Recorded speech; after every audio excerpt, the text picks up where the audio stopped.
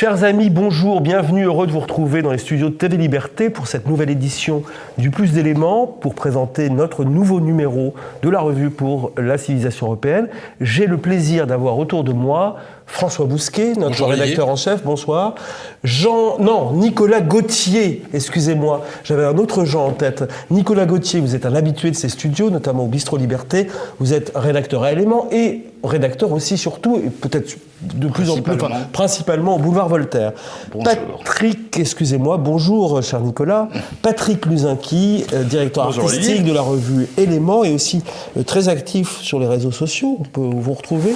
J'encourage quand même nos auditeurs, si, parce que vous avez des petites punchlines que je trouve tout à fait intéressantes. C'est pas faux. Voilà. Alors, de quoi allons-nous parler? D'abord du numéro avec un entretien, dans ce dernier numéro, cher François, je vais me tourner vers vous, un entretien assez exceptionnel, on peut le dire, entre deux personnalités que nous aimons, que nous apprécions, Alain de Benoît et Patrick Buisson. Ouais. Alors, il me semble que l'intérêt de Patrick Buisson, qui vient de sortir un livre, rappelez-moi le titre.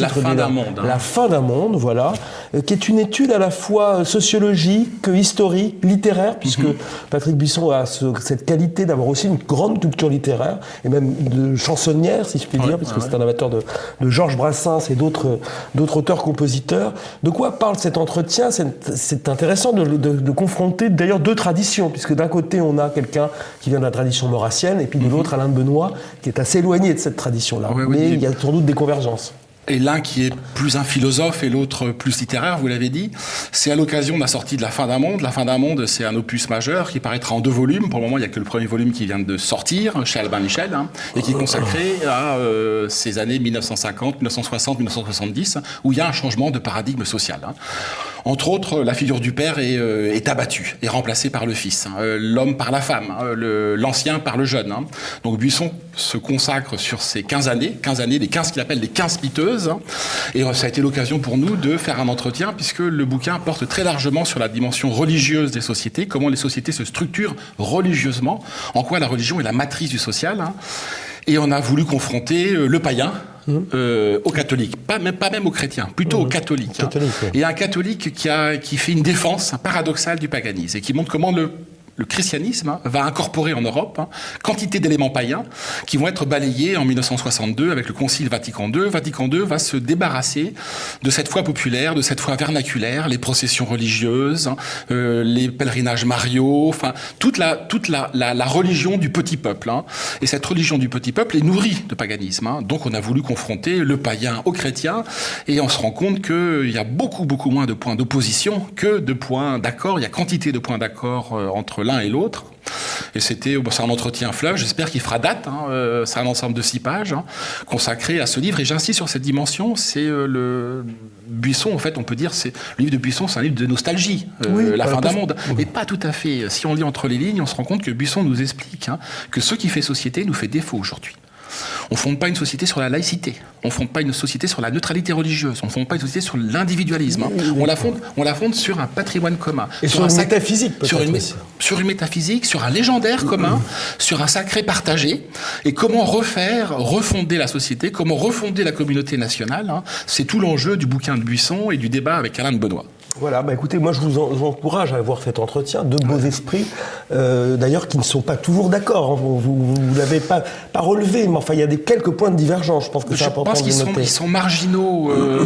De Benoît a écrit un livre avec un autre chrétien, grand catho. Le livre de Thomas Molnar. Avec le livre de Thomas Molnar que nous allons rééditer à la Nouvelle Librairie, qui s'appelle L'éclipse du sacré. Molnar était un auteur hongrois, catholique, anticommuniste, qui écrivait en France dans la revue Mondévie et qui était professeur aux États-Unis et qui est mort il y a 10 ou 15 ans. Et de Benoît est plus focalisé sur la notion de sacré. Et il oppose le sacré et la sainteté. Mais Buisson lui répond, me semble-t-il, assez justement. Et je le redis, il y a quand même une communauté de pensée, moi qui me réjouis, puisque je connais aussi bien l'un que l'autre. Je travaille aussi bien avec l'un que l'autre, plus avec Éléments, naturellement. Et je crois que les points c'est 2 grands esprits. Dans une vie, on rencontre peu de types supérieurement intelligents. Moi, j'ai l'habitude de dire que j'en ai rencontré une dizaine dans ma vie. Des types vraiment bluffants. Il y avait Dimitrievitch à l'âge d'homme, il y a de Benoît et Buisson. Donc je trouve que le débat au sommet entre les deux est J'encourage nos auditeurs, nos spectateurs, nos téléspectateurs spectateurs à aller lire cet entretien, lire avec attention et surtout aussi lire les ouvrages d'Alain de Benoist et le dernier ouvrage, La fin d'un monde, de Patrick Buisson. Je me tourne maintenant vers Nicolas Gauthier, je ne me trompe pas, cher Nicolas, puisque vous nous allez parler. Je prends un ton de voix peut-être un peu feutré, un peu mystérieux, parce que nous allons, pourquoi non, parce que nous allons parler, je vais sortir mon silencieux, Nicolas, si vous continuez. Nous allons parler d'espionnage et de littérature d'espionnage. Vous avez consacré un papier, à la fois d'ailleurs, où vous évoquez cette chère figure d'OSS 117, et aussi à la singularité du roman d'espionnage en France dans les années 50-60, où alors que la littérature officielle était dominée plutôt par la gauche, vous le dites d'ailleurs, par la gauche germanopratine, il y avait de cruels écrivains de droite qui se maintenaient et qui maintenaient la littérature de droite, entre guillemets. Il y avait aussi les hussards. Mais dans le roman d'espionnage, le roman de genre d'ailleurs un peu méprisé, il y avait cette littérature et ces gens qui étaient plutôt des droitards, on peut le dire On peut le dire, oui, parce qu'effectivement, la littérature d'espionnage, en gros, des années 50 jusqu'à la fin des années 90, oui, est fondée sur l'anticommunisme. Donc, assez logiquement, on y trouve plutôt des gens de droite. Une exception, c'est J.J. Arnaud, qui avait son héros publié au Fleuve Noir, s'appelait le Commander, qui était un espion américain de gauche, progressiste, mais qui travaillait pour une officine démocrate au Sénat et qui voyait des complots fascistes partout. Donc je conseille ça, la lecture du Commander, si on les trouve encore dans les brocantes. C'est un excellent écrivain, Georges Arnaud. Oui, tout à fait. Mais pour la jeunesse de droite radicale, effectivement, c'est un ouvrage de chevet parce qu'on y apprend que les fascistes et les nazis sont au port du pouvoir, donc ça fait fantasmer un petit peu, évidemment. Un nouveau sous le soleil, d'ailleurs. Et en revanche, ce qui est intéressant, effectivement, parce qu'il y a plus qu'un papier, il y a un grand dossier. On peut d'ailleurs citer les gens qui y participent. On a un article de Soledad Despot, métaphysique du roman de l'espionnage, remarquable. Où il rentre dans le fond d'un très grand romancier d'espionnage. Voilà, qui est devenu, simplement, je fais une petite parenthèse, où on associe John le Carré à la période soviétique, hanté, chute du mur de Berlin. Et or, le plus grand John le Carré, en fait, quasiment, c'est celui de la guerre du Golfe, c'est celui après la chute du mur de Berlin. Et qui analyse aussi les ressorts de la mondialisation. La manière dont l'Amérique... Ça, c'est une chose qui est très intéressante, effectivement, que j'ai apprise avec Gérard de Villiers, que j'ai eu le grand... Oui, alors vous avez vous l'avez eu plusieurs... Voilà, vous aviez Alain de Benoist et Patrick Buisson, moi j'avais Gérard de Villiers, mais grande intelligence aussi. Et ce qui est intéressant, c'est de voir qu'à la chute du mur de Berlin, il y a c'est Fukuyama, je ne me trompe pas, les séismes américains qui prophétisent la fin de l'histoire, la parousie états-unienne où on n'aura que des petits terriens libéraux et sociodémocrates. Vaccinés. Et Gérard de Villiers m'explique à l'époque, dans Minute, parce que j'ai interviewé pour Minute, pour Flash, pour voir Voltaire, et il dit pas du tout, non, l'histoire va continuer, et il m'expliquait que le prochain péril sera effectivement le terrorisme islamiste, parce qu'il m'explique très bien comment les Américains, à la faveur de la guerre de l'Afghanistan, avaient redonné corps à un concept théologique militaire qui était tombé en déshérence, qui était le petit djihad, le djihad militaire, comme toujours théorisé par des cerveaux égyptiens, financés par des pétrodollars saoudiens et les Maghrébins pour faire la piétaille. Et dit, ces gens-là ont connu à peu près plus de 10 ans de guerre civile, ils ne vont pas s'arrêter. Et dans le même temps, il avait prophétisé le réveil de la Russie. Il faut lire les SAS qui se passent dans les années Helsinki, où effectivement la Russie est transformée en champ de ruines. Et il me disait, non, mais la Russie est très forte. Un jour, un homme se dressera. Et ça a été Vladimir Poutine. Il ne faut pas oublier que le plus grand ami de Gérard de Villiers, qui avait assez peu d'amis, c'est un misanthrope, était un grand colonel à la retraite du KGB. Et dans la foulée, il dit attention, il y a une puissance, autant la Russie va se réveiller, mais il y a un pays qui est déjà réveillé et qui ira du plus en plus loin, sera la Chine.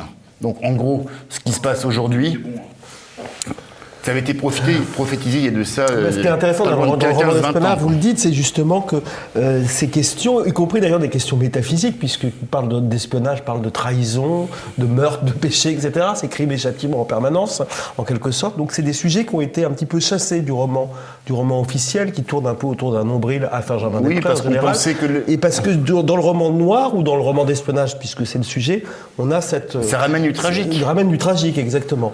Est-ce que vous avez quelque chose à ajouter C'est surtout une période où en France, la géopolitique n'existait pas. Il ne faut pas oublier que c'était un truc de nazi, la géopolitique.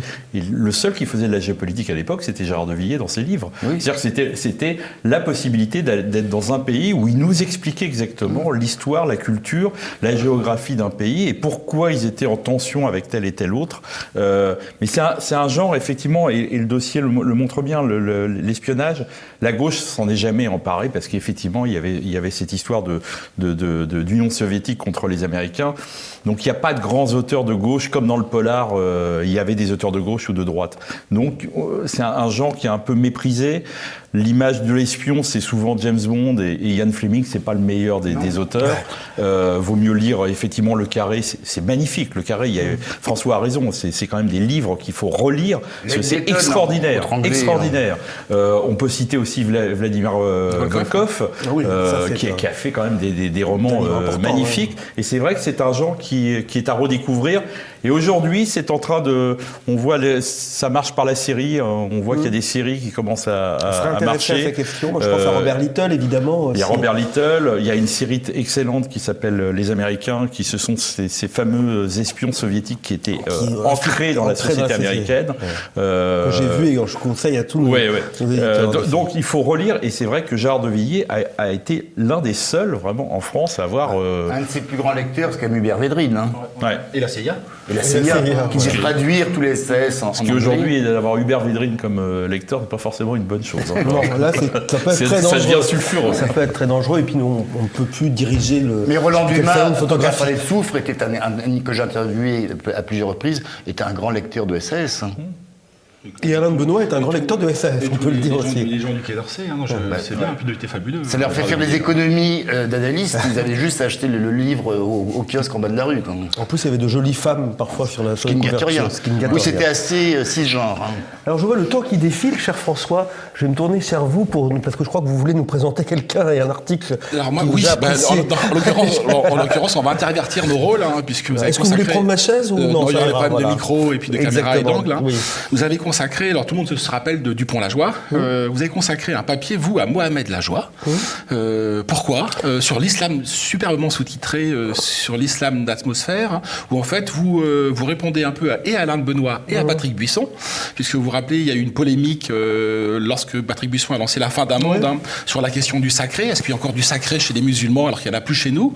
Et vous essayez de montrer que non, s'il y a un sacré, c'est qu'il a totalement muté. Est-ce que vous pouvez nous en dire un petit peu plus sur ce Mohamed Lajoie et sur ce sacré qui a muté? Alors c'est vrai que l'origine de cet article, vous savez que moi je suis un grand lecteur de Georges Simenon, et je trouve qu'il y a une qualité chez Georges Simenon, c'est l'homme qui comment dirais-je, nous dessille les yeux, qui nous rend sceptiques sur tout. Il voit toujours le petit détail qui tue, qui montre qu'en fait les choses sont beaucoup plus déprimantes que les discours le disent. Il a cette formule merveilleuse, Georges Simenon, parlant de la colonisation. La colonisation, vous savez, c'est pas l'épopée, c'est la sous-préfecture plus le paludisme.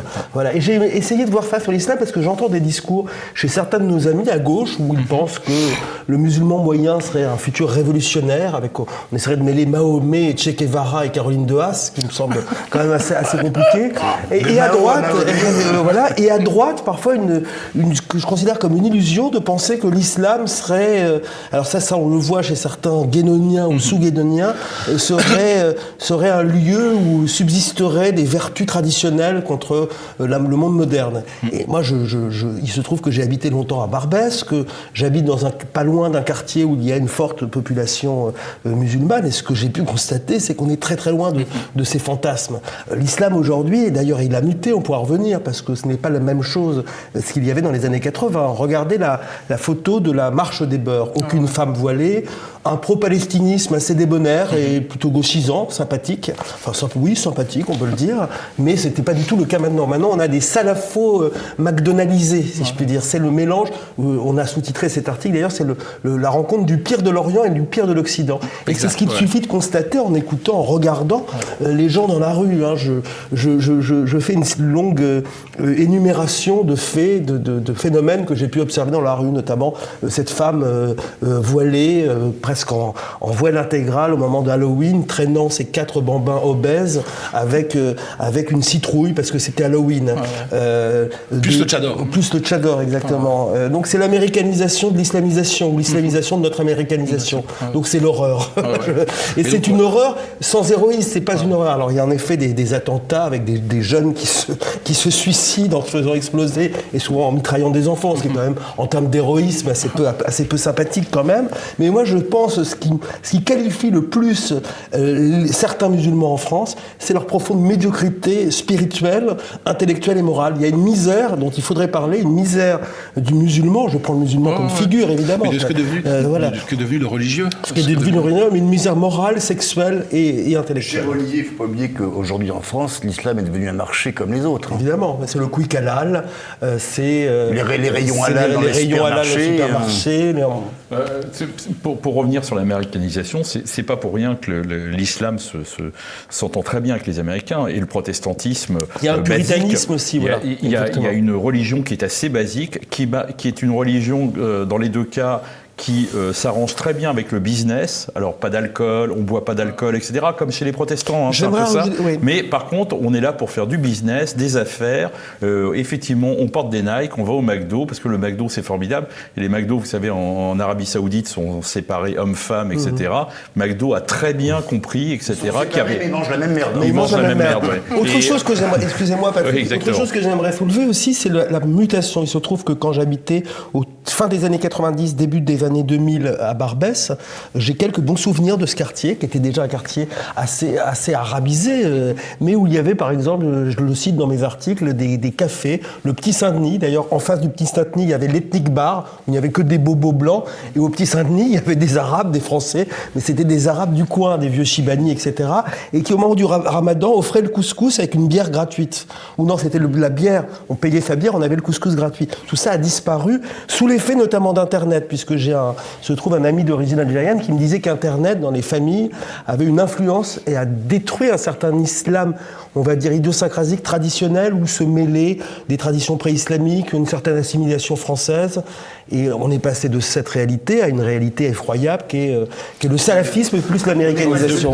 On est passé de l'islam de proximité à l'islam des multinationales. Et à l'islam mondialisé, et qui est malheureusement aussi de proximité, parce qu'il est quand même là, à nos portes, dans le métro et de voisinage. Voilà. Tout fout le camp, mon cher. Tout fout le camp, exactement, c'est ce qu'il faut dire. Même les musulmans. Mais ce n'est pas ça. Enfin, je veux dire, c'est que j'ai connu un islam qui n'était pas ce qu'il est aujourd'hui.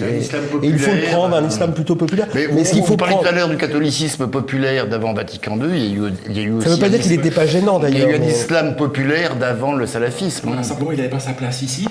Mais de fait, il y avait en Afrique du Nord un islam vernaculaire où il y avait le culte des saints, le culte des morts, qui ressemblait étonnamment à des processions dans les provinces françaises européennes. Mais il était marial aussi. Mais il était là-bas. Voilà. Il était là-bas. Est-ce que Olivier, vous m'autorisez ?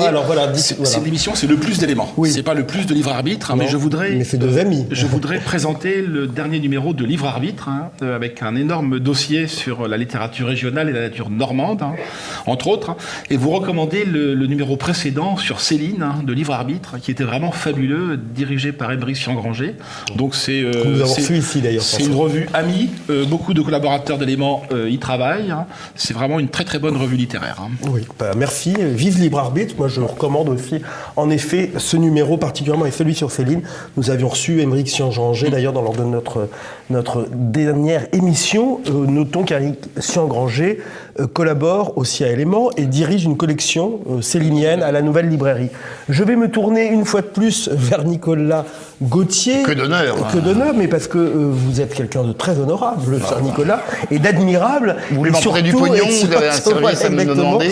Surtout, cher Nicolas, car vous venez de publier un recueil d'entretiens avec Alain de Benoît, je le montre à la caméra, Survivre à les désinformations, entretien avec Nicolas Gauthier. Ce sont les entretiens qu'Alain de Benoît vous donne régulièrement sur Boulevard Voltaire, où vous évoquez, c'est pour ça que ce livre, je le recommande, est très riche, vous évoquez tous les sujets, essentiellement des sujets politiques, mais pas seulement, des sujets sociologiques, sur la mutation de la société française, sur l'influence du cinéma américain même.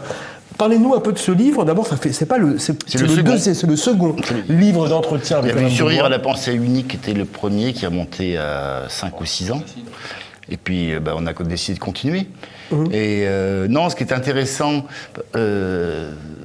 avec ces 2 livres, c'est que ça permet de connaître un autre Alain de Benoist. On connaît Alain de Benoist, l'essayiste, le philosophe, le théoricien, l'homme des papiers très, très amples, très denses dans Éléments. Et là, on a joué le contre-emploi, c'est-à-dire des papiers courts, ce qui pour Alain est parfois une souffrance de devoir se limiter à 5 ou 6 000 signes. J'ai un peu l'impression de lui arracher le cœur et le foie à chaque entretien. Et qui concernent principalement, uniquement l'actualité. Ce qui n'empêche pas après à l'interviewé de développer, de remettre l'actualité en perspective. On ne fait pas du France Info, c'est pas l'actualité pour l'actualité, mais en partant d'un fait donné, même si ça peut être parfois des faits divers, effectivement de leur donner du sens, et ce qui permet d'aborder tous les sujets, et dont certains, là où on n'attendrait pas Alain de Benoist, effectivement sur le cinéma, alors que c'est un cinéphile, on n'a pas encore fait la musique, mais je pense que ça viendra, parce qu'on en a fait 2. Vous serez étonné, parce que Alain de Benoist a un champ, une passion musicale assez vaste. Lors d'un dîner, j'ai interprété L'école est finie de Sheila, c'était assez impressionnant. Oui, ça va du jazz à la musique littéralement, en passant par les chants Van der Vogel. Avec la chorégraphie des mains en plus. Et Georges Brassens, évidemment. Alors, Charles Péguy, vous savez, disait qu'il n'y a rien de pire que la pensée habituée. Moi, ce qui m'a marqué en lisant, et en vous lisant avec Alain de Benoist, c'est qu'on est toujours un peu surpris parfois par certaines de ses positions. On va dire que Boulevard Voltaire est un média de droite, et parfois il prend un rebousse-poil certaines idées reçues de la droite. De droite, oui. Ou de gauche d'ailleurs. Voilà. Ça, tout dépend de la signification qu'on donne à ces 2 termes. C'est pour simplifier un peu les choses. Mais le but, c'est effectivement, moi, j'essaie toujours de poser à Alain les questions auxquelles il ne va pas s'attendre. Et je suis ravi quand j'ai les réponses autres que celles que j'imaginais, quoi. Et donc là, on est plus dans l'exercice journalistique, mais il y a une règle d'or que j'ai apprise il y a de ça 35, voire plus, on va arrêter, ça me déprime, avec Jean Bourdier, c'est qu'il n'y a pas de mauvais sujets, il n'y a que de mauvais journalistes. Il n'y a pas de petits ou de grands sujets, tout dépend de la façon dont on les traite. Et un fait divers peut dire parfois beaucoup plus qu'un événement donné a priori pour étant majeur ou voire supérieur. Alors, une question d'ailleurs, j'espère que vous la considérez comme une bonne question. Survivre à la désinformation, c'est le titre. Comment peut-on survivre à la désinformation ? Est-ce que la désinformation est telle aujourd'hui qu'elle attaque presque notre vie de tous les jours, notre vie presque biologiquement, physiquement, nous sommes attaqués par la désinformation ? J'exagère, évidemment. Je pense souvent que la meilleure arme, le meilleur rempart demeure le bon sens. On va dire, c'est peut-être un peu cliché d'en appeler un bon sens populaire que certains jugeront fantasmatique, mais moi je pense que non. Par expérience, je sais que dans mes cafés à la campagne, j'entends moins de conneries que sur TF1 ou sur BFM TV, quoi. Je pense qu'on quitte les grandes villes, qu'il y a encore, malgré tout, subsiste un certain bon sens. Et je pense que par rapport aux désinformations, par rapport aux dingueries sociétales, ça reste encore une arme puissante. Et après, il y a la puissance d'analyse d'Alain de Benoist. Oui, mais je pense qu'on peut survivre à tout. De toute façon, on survit à tout. Et est-ce que vous pensez qu'Alain de Benoist a évolué, depuis que vous le connaissez, à travers ses positions ? Par exemple, vous parlez de l'islam. Ça, c'est une question que j'aimerais vous poser, qu'on peut poser d'ailleurs à l'ensemble de nos amis ici présents. Par exemple, je me souviens d'Alain de Benoist dans les années 90, ayant une position sur l'islam, non pas islamophile, mais avec une certaine sympathie, ou en tout cas, au fond, il ne prenait pas à bras-le-corps la question de l'islam. Il n'en voyait pas forcément les effets. Le terme islamisation, par exemple, n'apparaissait jamais sous sa plume. Non, mais parce que ce phénomène n'existait pas. Oui, mais est-ce que vous pensez qu'il y a est-ce que Alain de Benoist, comme un Péguy, par exemple... C'est le cas de toute la société. Ouais. C'est comme le dit Nicolas, c'est que c'est la... Moi, c'est ce qui me marque. Si je pose la question, Nicolas, c'est que... Par nature, une pensée ne peut être qu'évolutive, même si on reste ancré dans des fondamentaux, des principes, à partir du moment où les sociétés, les situations données changent, la pensée est obligée d'évoluer en même temps, parce qu'on ne peut pas réfléchir aujourd'hui sur la Russie de Poutine comme on réfléchissait sur celle de Brejnev. Mais je vais insister encore sur ma question, parce que j'ai des amis qui lisent régulièrement les entretiens que Alain de Benoist vous donne, et qui me disent « Ah, mais moi, dans Éléments, je lis un Alain de Benoist, je pensais que c'était un homme de gauche. » Je dis « Ah bon, ça m'étonne beaucoup. » Et quand ils vous lisent dans le Boulevard Voltaire, ils découvrent une pensée qu'on va qualifier plus à droite. Moi, je pense le contraire, parce que je pense que Alain de Benoît reste le même que celui dans Éléments, et il est toujours inattendu. Et simplement, là, l'exercice est différent, quoi. Dans Éléments, il prend un sujet donné, il réfléchit, il théorise autour. Là, c'est beaucoup plus, je veux dire, bourrin. On lui pose une question, on essaie d'y répondre du mieux qu'il peut, quoi. Olivier, pour répondre là-dessus, je pense que c'est vrai que ce qui est intéressant, moi, on les lit à chaque fois sur Boulevard Voltaire, et l'avantage de les avoir par écrit, etc., on s'aperçoit à chaque fois, on dit, ce qui est toujours agaçant quand on lit Alain de Benoît, on dit, c'est d'une évidence ce qu'il dit, etc., mais personne d'autre le dit. C'est souvent ça. C'est quelque chose qui est incroyable aujourd'hui, c'est que tout le monde a une pensée très compliquée. Alain de Benoît, sur l'islam, moi je vais vous répondre, Alain de Benoît n'a jamais été fasciné par l'islam, mais il considère que c'est une grande religion. Mais il a toujours dit, dès les années 70, qu'il y avait un problème avec l'immigration. Et donc, ce sont deux sujets qui sont différents pour lui, il reste toujours là-dessus. L'islam est arrivé en France parce qu'il y a un problème d'immigration. C'est pas le contraire qui est arrivé. C'est pas l'islam n'est pas arrivé tout seul. Elle est arrivée parce qu'il y a eu une immigration. Il est toujours resté avec ce bon sens. Il l'a toujours expliqué. C'est pour ça que quand j'évoquais le bon sens populaire tout à l'heure, c'est absolument pas péjoratif. Et ce qui est frappant chez Alain, c'est qu'il fait souvent preuve d'un bon sens. Nous sommes bien d'accord. Je renvoie nos téléspectateurs à Survivre à la désinformation, publié aux éditions de la Nouvelle Librairie. François Bousquet, vous en êtes un des auteurs, avec évidemment une excellente préface de Gabrielle Cluzel, qui est la directrice de Boulevard Voltaire, exactement. Et j'insiste vraiment nos auditeurs, nos téléspectateurs à lire ce livre, car ça pourrait être simplement des entretiens d'actualité, et François comme Patrick l'ont dit, ça n'a pas pris une ride, on peut les lire 5 ans après, il y a toujours quelque chose à en tirer. Écoutez, je vous dis à bientôt, pas au mois prochain, puisque le mois prochain, ce sera notre ami Patrick Luzinski qui vous présentera cette année-là. Je vous retrouve donc dans 2 mois pour le prochain numéro d'Éléments. Au revoir, merci à vous. Merci à vous.